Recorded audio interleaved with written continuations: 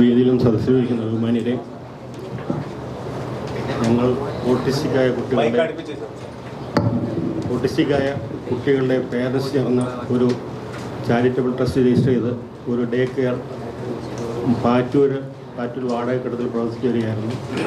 പ്രസ്തുത school community living സൗകര്യത്തോടുകൂടി മണ്ണന്തലയിൽ ഒരു വിപുലമായ സൗകര്യങ്ങളുടെ ഒരു കെട്ടിടത്തിലേക്ക് ഏപ്രിൽ 14 മാറുകയാണ്. അതിൻ്റെ ഉദ്ഘാടനം ഇന്ന് വൈകുന്നേരം നടക്കുന്നു.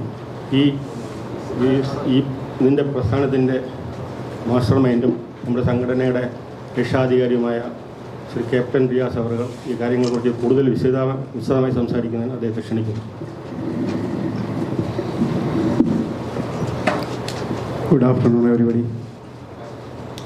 ബഹുമാന്യരെ, ഏഞ്ചൽസ് വേൾഡ് ചാരിറ്റബിൾ ട്രസ്റ്റിൻ്റെ കീഴിൽ പ്രവർത്തിക്കുന്ന ഏഞ്ചൽസ് വേൾഡ് ഡേ കെയർ സെൻ്ററിൻ്റെയും ഏഞ്ചൽസ് ഹാവൻ കമ്മ്യൂണിറ്റി ലിവിങ് പ്രോജക്റ്റിൻ്റെയും ഉദ്ഘാടനം 2025 ഏപ്രിൽ 14 തിങ്കളാഴ്ച വൈകുന്നേരം ബഹുമാനപ്പെട്ട ആരോഗ്യ വനിതാ ശിശു വികസന മന്ത്രി ശ്രീമതി വീണ ജോർജ് നിർവഹിക്കുകയാണ്. ആ അവസരത്തിൽ MLA-മാരായ ശ്രീ കടകംപള്ളി സുരേന്ദ്രൻ സാറും ശ്രീ VK പ്രശാന്ത് അവர்களுം സന്നിഹിതരായിരിക്കുന്നതാണ്. ഈ പ്രോജക്റ്റിനെ കുറിച്ചൊന്ന് ചെറുതായിട്ട് ഞാനൊന്ന് വിശദീകരിക്കാം. അതായത് 2021 ഈ കോവിഡ് ബാധിച്ച് എല്ലാം വിറങ്ങലിച്ച് നിൽക്കുന്ന ലോക്ക്ഡൗൺ ആയിരുന്ന സമയത്താണ് ഞങ്ങൾ ഈ ഓട്ടിസം പോലെയുള്ള മാനസിക വെല്ലുവിളികൾ നേരിടുന്ന കുട്ടികളുടെ മാതാപിതാക്കളായ തികച്ചും അപരിചിതരായ ഒരു കൂട്ടം മാതാപിതാക്കൾ ഒന്നിച്ചു ചേർന്ന് രൂപീകരിച്ച ഒരു സംരംഭമാണ് Angeles world the second home എന്ന് പറയുന്ന ഒരു ഡേ കെയർ സെൻറ്റർ.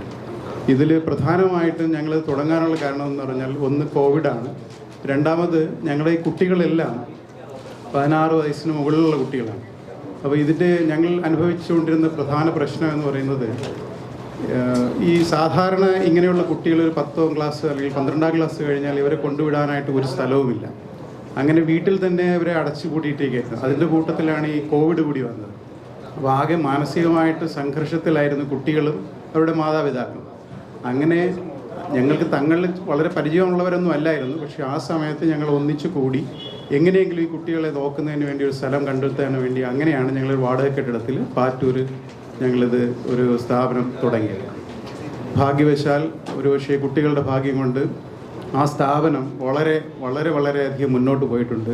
അതിൻ്റെ പ്രധാന കാരണം എന്ന് പറഞ്ഞാൽ, ഈ നമ്മൾ ക്വാളിഫൈഡ് ആയിട്ടുള്ള കുറേ ടീച്ചേഴ്സ്, ട്രെയിനേഴ്സ് എല്ലാം ഉണ്ടെങ്കിൽ തന്നെയും ഞങ്ങൾ രക്ഷിതാക്കൾ മാറി 4-5 രക്ഷിതാക്കൾ എന്നും അവിടെ ആ സെൻറ്ററിൽ നിന്ന് ഈ കുട്ടികളെ നോക്കുന്ന ഒരു പുതിയൊരു രീതി ഞങ്ങൾ അവലംബിച്ചു.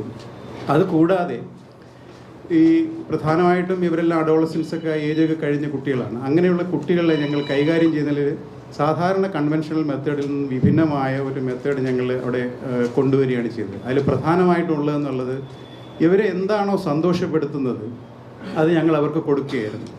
അതിൽ ഒന്നെന്ന് പറയുന്നത് മ്യൂസിക്. ഇവർക്ക് എല്ലാവർക്കും ഇഷ്ടമുള്ളൊരു കാര്യമാണ് മ്യൂസിക്. പിന്നെ ഫിസിക്കൽ ആക്ടിവിറ്റീസ്, സ്വിമ്മിങ്, ഡാൻസ്, അങ്ങനെയുള്ള കാര്യങ്ങളിലെല്ലാം ഞങ്ങൾ കൂടുതൽ കേന്ദ്രീകരിച്ചപ്പോൾ ഈ കുട്ടികളെല്ലാം വളരെയധികം സന്തോഷകരായി.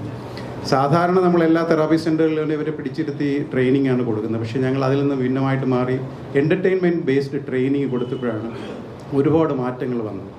പിന്നെ ഞങ്ങൾ ഈ പേരൻസിൻ്റെ കൂട്ടായ്മ ഈ കുട്ടികളും ചേർന്ന് നടത്തിയ ഒരുപാട് യാത്രകൾ, വിനോദയാത്രകൾ, ഈ കുട്ടികളുടെയും പേരൻസും തമ്മിലുള്ള ഇൻറ്റിമസി വളരെയധികം വർദ്ധിച്ചു.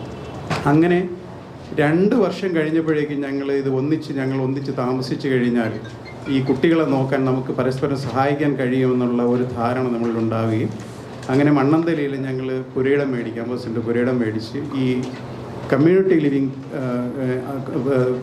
ലിവിങ് പ്രോജക്റ്റിൻ്റെ പ്രവർത്തനം ആരംഭിച്ചു കഴിഞ്ഞു.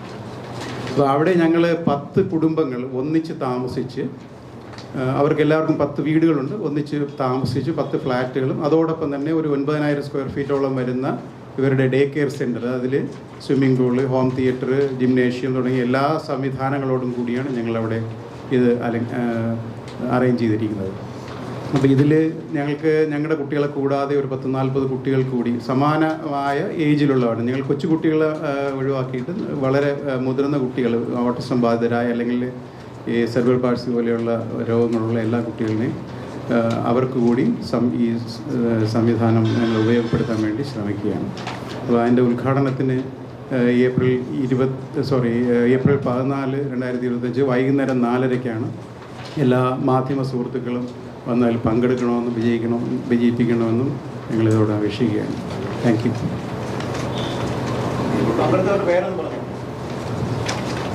എന്താണ്?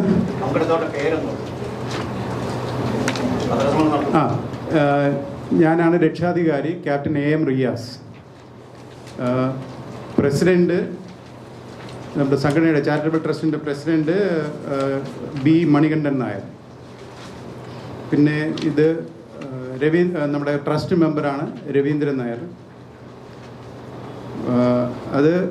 അതും അവിടെ ഇരിക്കുന്ന ശാരദാ ദേവി അത് ഒരു ട്രസ്റ്റ് മെമ്പറാണ്. സബിത ജാസ്മിൻ വേറെ ട്രസ്റ്റ് മെമ്പർ ആയിട്ടുള്ളത്. പിന്നെ ജയശ്രീ സുശീല മാഡം ട്രസ്റ്റ് മെമ്പേഴ്സാണ്. ഞങ്ങളെല്ലാവരും ഈ ഓട്ടിസ്റ്റിക്കായ കുട്ടികളുടെ മാതാപിതാക്കളാണ്. അതുകൂടാതെ അതാണ് പ്രധാനമായിട്ടുള്ളത്.